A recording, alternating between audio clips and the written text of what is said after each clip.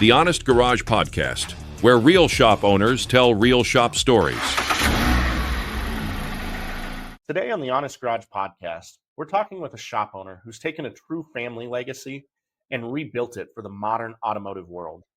Steve Horvath is the owner of Gino's Auto Service in Littleton, Colorado, a AAA-approved shop that's been serving the community since the early 1980s. Steve literally grew up in this business. His dad opened Imported Car Specialist back in the 60s. And in 1983, Steve and his brother Gino launched Gino's Auto Service together.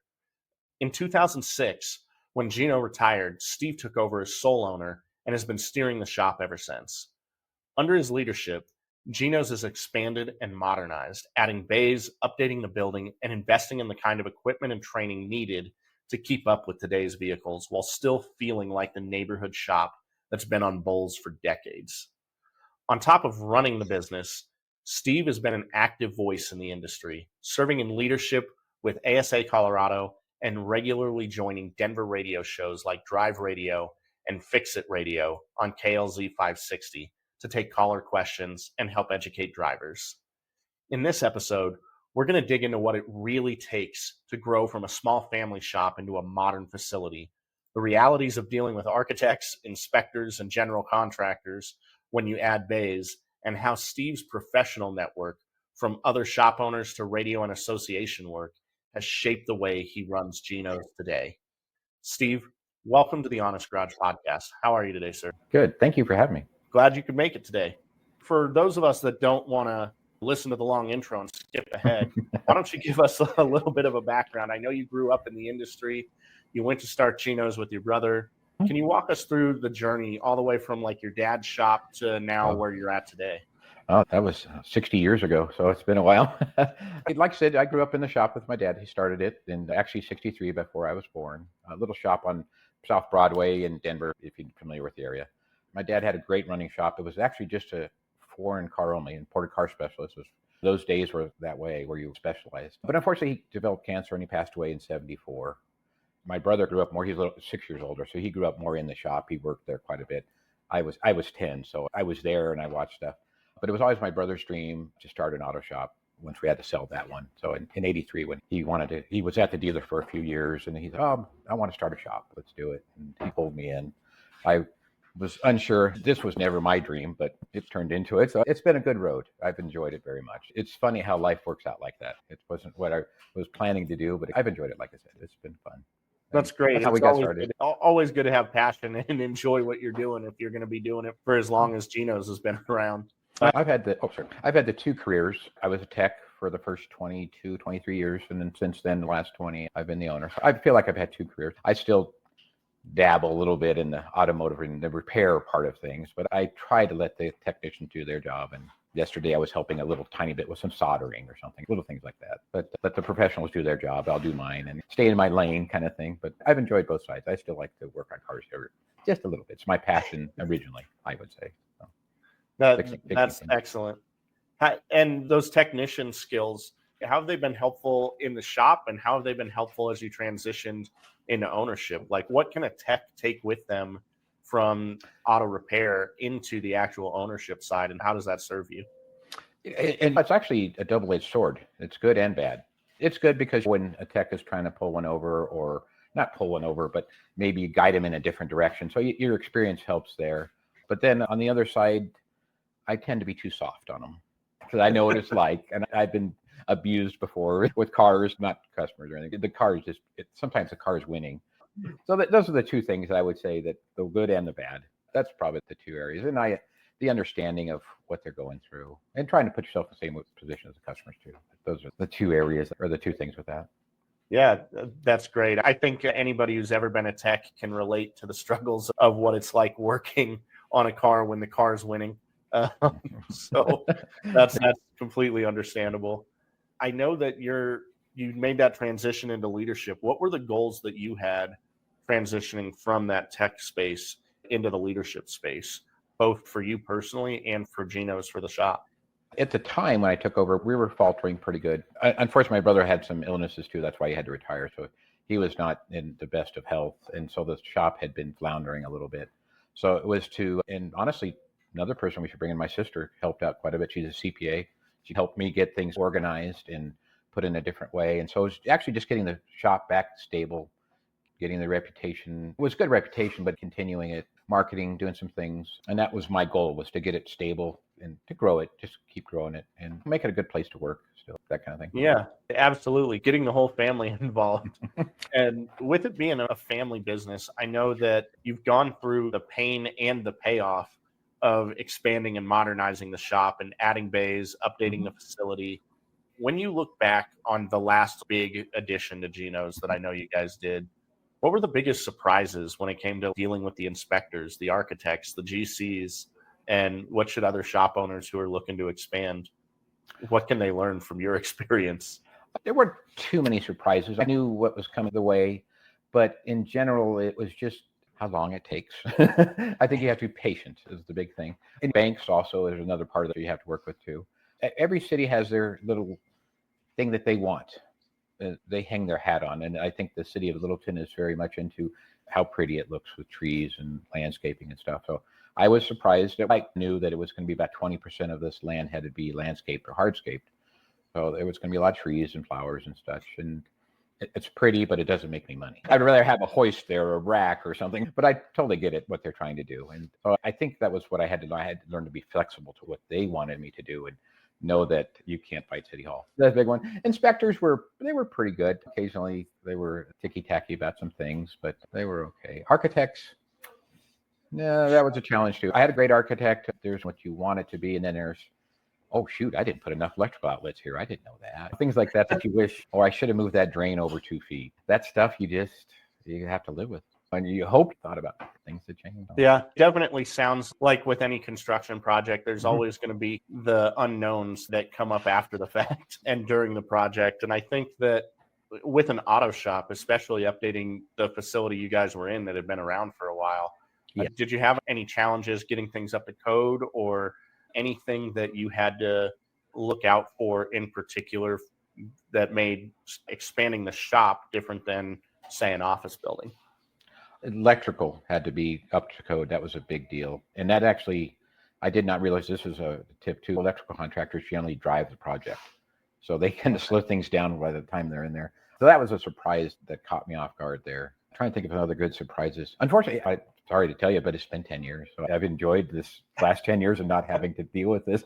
So it's like a bad So you're not dream. looking at another expansion anytime soon. No. And we're very fortunate. We added 1,000 square feet. So we were about 2,000 before we added 1,000. So we added 2 more bays, which helped our production quite a bit. But I've gone as far as I can on the lot, as far as I can. But our location's so good that I would never want to move. Absolutely. Yeah. What were the priorities that you had with that expansion? What was the goal 10 years ago? And how have you seen that play out to now that you're enjoying it and experiencing it over the last 10 years? The goal was obviously to modernize it, make us look better, not like a gas. Really, if we see some older pictures of the shop, it was an old 2-bay Conoco that went to a 3-bay Conoco station. So they had the flyovers and everything over the gas pump. So getting rid of those, making it look like an auto shop instead of a gas station. So that was a huge thing. That was one of the big goals, just make it look like a shop. I think that it tended to, in those days, people would just drive by and not, because of the same structure for 30, 40 years. So now that we've changed that, it brought in some people now, they pay attention. Yeah, they had a reason to look again, right? Yeah, so that helped. And so they weren't thinking as a gas station, they were thinking as an auto repair shop.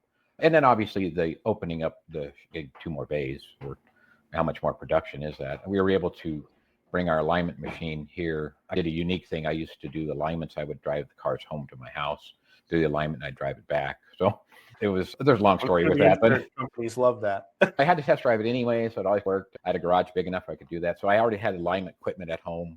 So it was just a matter of bringing that here and having it in-house. Then it's just my way of trying to do stuff, because you have to do alignments in our industry. It's too hard you lose too much chances for other things. But those are probably the 2 big, obviously making money and make it look better. I didn't spend much time on offices or things like that. I left it still a pretty small little office in our front, but I made it look a little nicer. Not so much like a gas station. Yeah, I think that makes sense.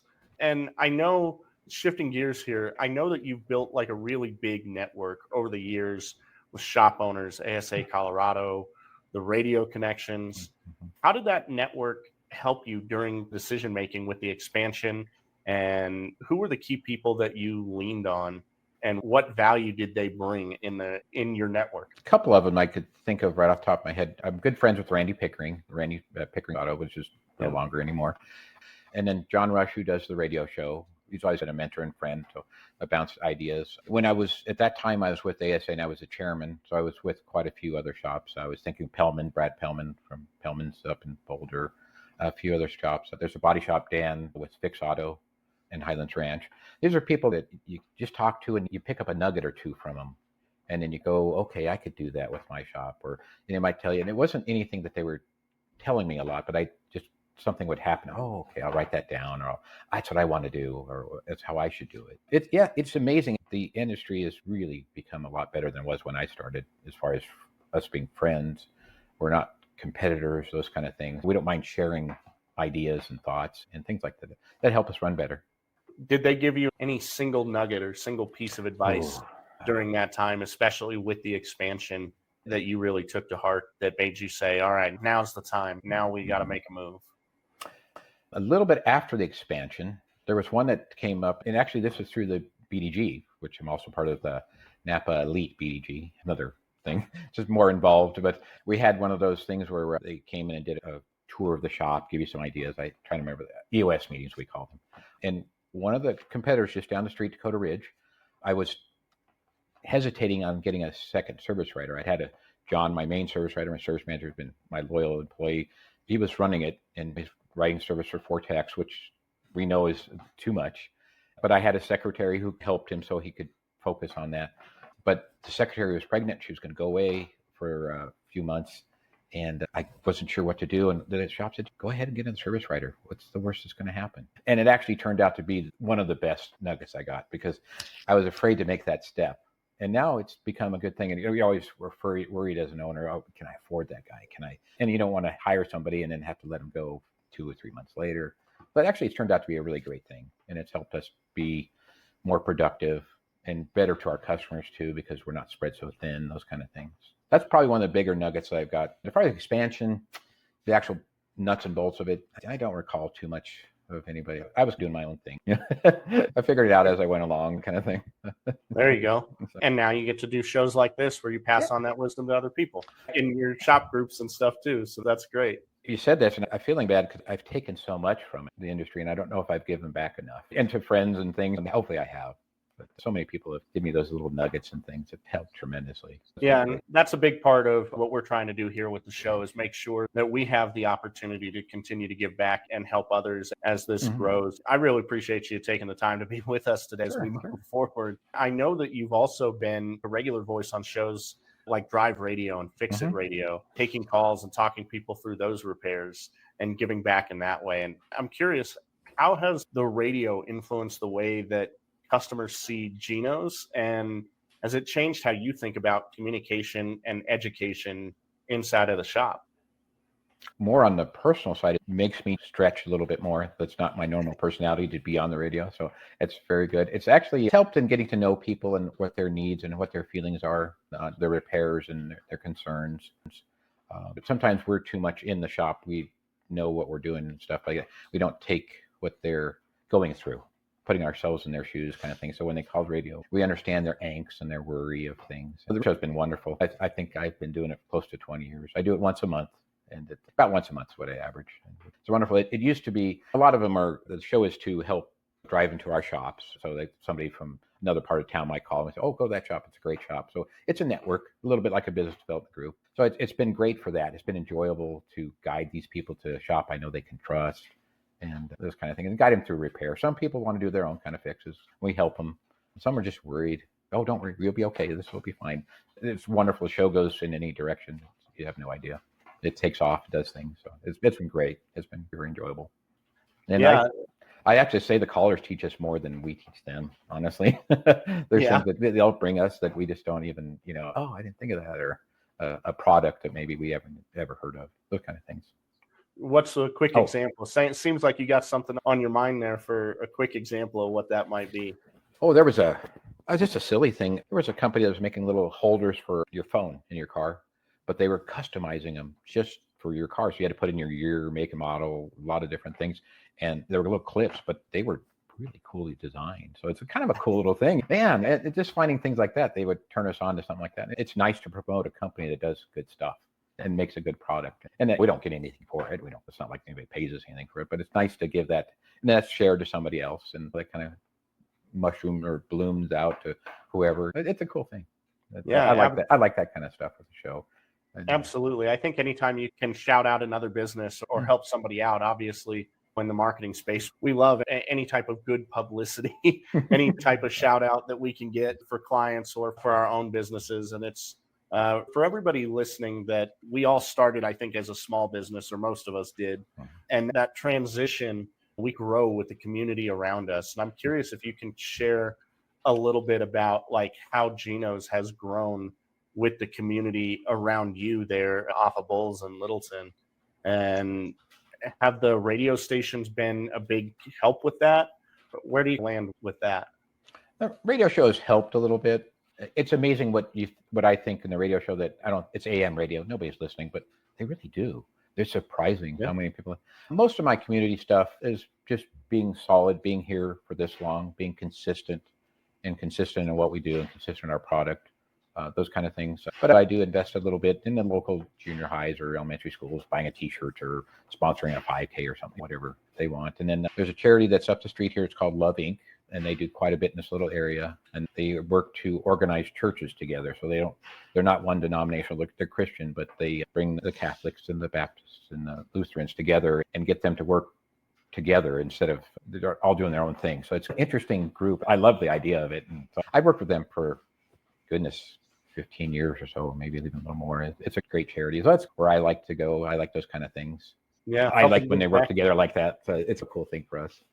Yeah, that's great. It sounds like you brought that approach into the shop as well, trying to get a lot of people who might be on different pages working together when you bring people in. I know that can be a challenge. Does your work with the nonprofit and the charity side of things translate to work in the shop at all for you? I've learned personally, we used to try to fix things for some of the Love Inc. people. That seemed to work better if I just gave them money. Honestly, it works better for us. We fix cars. We do that. We're better at that when we start doing charity stuff on cars. It doesn't work as well for me. So I'd rather just give them some money, help them out in that way. We have worked in the past with the Hands of the Carpenter, if you're familiar with them. They do a similar thing, but where they actually find cars for single women, single moms, a thing. And that's a great little charity. We've done a little work for them. But for me personally, it seems better if I just give them money. Yeah, that's great. I know that there are a lot of shop owners who are going to be listening to this, both immediately after it launches and in the future.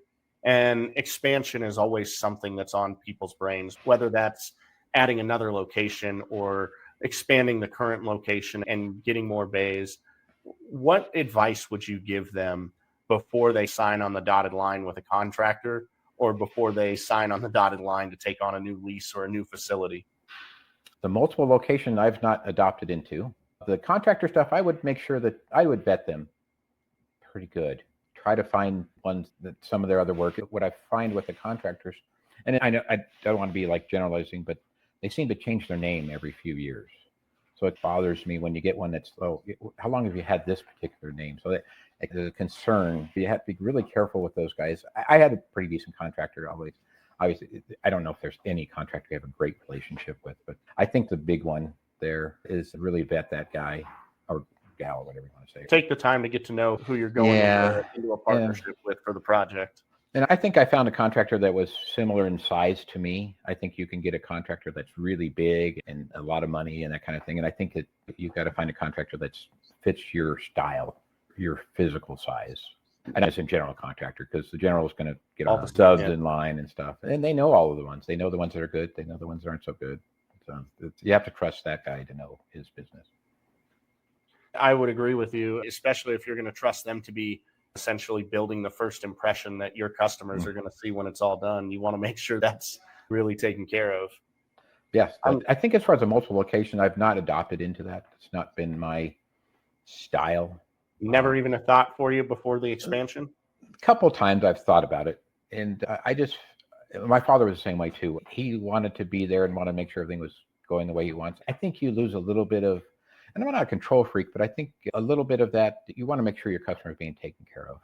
And I've never felt like I could do that if I was spreading myself too thin. I trust my people. It's nothing to do with that. It's just, I think you It's can't. a personal preference.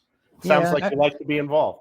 But I'm the first one to complain that I'm too involved. It's a difficult thing to explain. I want to be there to help them and be here for the techs and for the service writers and all that. So I like to be around them. But it's also at the back of my mind, I know we're taking care of these people and doing that. And I think if I had multiple locations, I'd be concerned, are these people being taken care of over here or taken care of over there?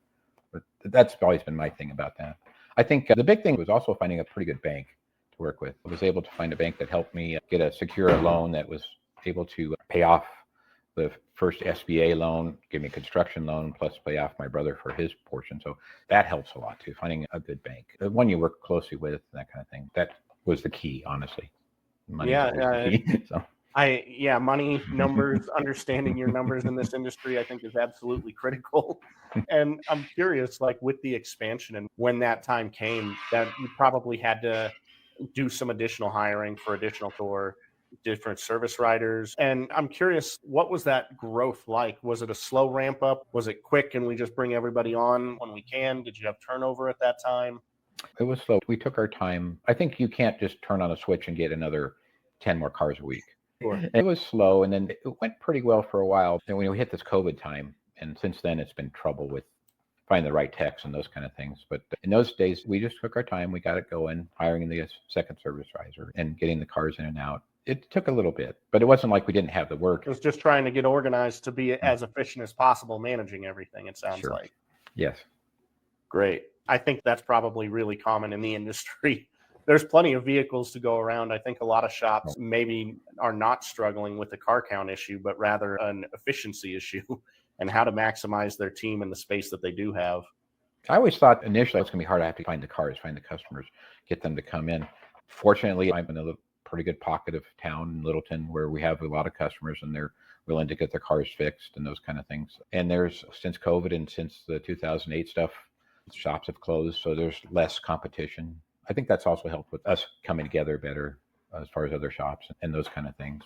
So yeah, the car count's relatively, I don't want to say it's easy, but it's not as high up on the list as other things. Right now, the struggle is finding the technicians. I've got a wonderful staff as far as service writers and my service. They're the top notch. They're great. But the back of the shops had some struggles. And I think every owner has been going through that the last 5 or 10 years. So. I absolutely agree. Before I let you go, we have one question that I ask pretty much everybody. And I'm curious what you think when you hear the phrase honest mechanic or honest shop or honest garage. Obviously, with the name, we like to get a feel for what that means to you, because you'd be surprised how different those answers can be sometimes. Honestly, it's not selling anything that the car doesn't need, that you don't believe it needs. The first thing that pops into my mind, I always say, would I do that to my mother's car? Is that something I would sell her? Is that something she would need? I think that's probably where I go. But it starts with the customer. They have to feel. Our industry has struggled so much with impressions, and you have to just do things right and be fair and honest. If anything, I go too far the other way to be overly fair to customers, but it's okay. I have to sleep at night too. But I think that's the first thing that popped in my head. We're going to do the right things, what I feel is the right thing, what my morals are. And so far, absolutely. I think if you're at the helm of the ship, you've got to be the person making those moral calls and making sure that if you're at the head of the ship, you better be in alignment with where the ship's going. So sure. The other thing too is you hire people that have good morals. That's huge. And you have people that they're going to do the right thing. And it's a struggle these days, but fortunately, I have good staff for that. I'm very confident in what we're doing for the cars. We're fixing them where they should be. We're diagnosing them properly. All those things. I'm very happy with where we're at right now. Yeah, that's great. That's a good place to be. Before we wrap, I just want to give you an opportunity to share how people can connect with you, and if they want to learn more about Gino's, about you, if they have any questions about any of the things we talked about today. Is there a good way for people to connect with you and stay in touch? They can always call me. The phone number is 303-794-6700. and drop me an email. Someone wants to talk to me, steve@ginosautoservice.com. Always willing to talk to another owner or a customer or anybody. They just have a car question that they're uncomfortable. I don't know how many times we had people call us from like it's another state or something and say, I'm over here. What does this mean? What are they doing? And if you're guiding somebody through something, and so I'm always willing to talk. I'm more than happy. I think I've taken so much from the industry. It's been good to me. I want to give back as much as I can to other owners, other shops. That's fantastic. I really appreciate you sharing that information with us and with our listeners. I think you have a lot that you can share, and we can only cover a short amount in the time we have for the show. Anybody who enjoyed the conversation today with Steve, definitely reach out. We've had a couple of conversations with Steve, and it's been great getting to know you better. And I just want to say thank you again for taking the time and sharing, the story behind Gino's and your personal backstory on how you got here and all the insight that you shared today. It really means a lot to me, means a lot to our listeners. And if anybody else got value out of this conversation, I just ask, please share it with another shop owner. Subscribe so you don't miss future episodes. Leave us a review so more people can find us. It really helps both your shop and it helps us. Reviews are good universally. And for more resources and real world marketing help outside of some of the things we talked on the show, just head over to Honest Mechanic Marketing. Thank you for listening to the show today. And as always, keep it honest in the garage.